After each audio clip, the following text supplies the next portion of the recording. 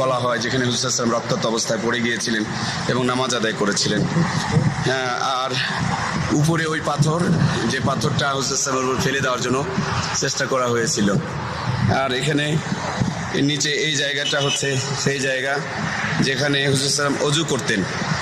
আর এখানে আরেকটা জায়গা আছে ভিতরে, এখানে হুজুর সাল্লাল্লাহু আলাইহি ওয়াসাল্লামের সিনা মোবারক চাক করা হয়েছিল।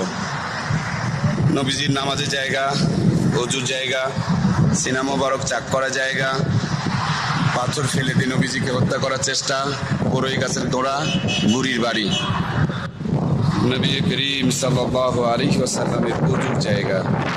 এখানে আমাদের প্রাণের নবী অজু করতেন। নবী করিম সাল্লাল্লাহু আলাইহি ওয়াসাল্লামের মসজিদ, এখানে নবী করিম সাল্লাল্লাহু আলাইহি সাল্লাম রক্তাক্ত অবস্থায় পড়ে গিয়েছিলেন এবং তিনাকে এখান থেকেই